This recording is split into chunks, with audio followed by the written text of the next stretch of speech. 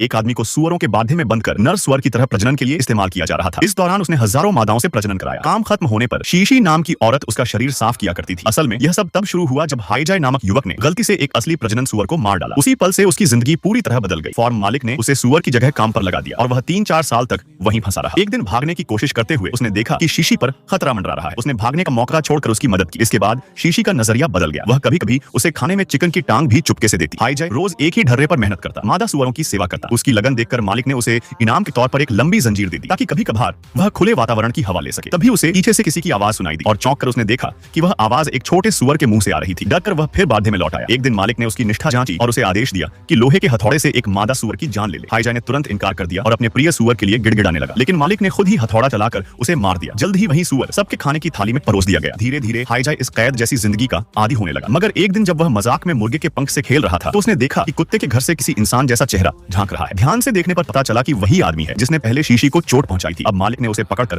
पहरेदार कुत्ता बना दिया था। हाईजाय मायूस ही था कि उसने अपनी पुरानी लग्जरी कार देखी। वह अनजाने ही उसमें बैठकर इंजन स्टार्ट कर बैठा, लेकिन सामने शीशी खड़ी थी और उसे रोक रही थी। नतीजतन गांव वालों ने फिर उसे पकड़ लिया। मालिक ने सबके सामने उसे बांस की कोंपलों का मांस खिलाया। तभी हाईजाय ने पक्का इरादा किया, अब की बार वह हर हाल में भागेगा। कुछ ही दिनों बाद एक सुअर उसके लिए मुंह में दबाकर लोहे की चाबी ले आया। अब उसके पास बेड़ियां खोलने का साधन था। दोपहर की नींद में गांव वाले बेखबर थे तो वह चुपके से एक छोटी ट्रक में घुस बैठा। जैसे ही ट्रक कैद खाने से बाहर निकला, हाईजाय के मन में अजीब सी भावनाएं उमड़ने लगी, लेकिन किस्मत ने फिर धोखा दिया। ट्रक ज्यादा दूर नहीं जा पाया और पलट गया। हाईजाय जान बचाकर जंगल की ओर भागा और पीछे से गांव वाले तथा पाले हुए सुअर उसका पीछा करते रहे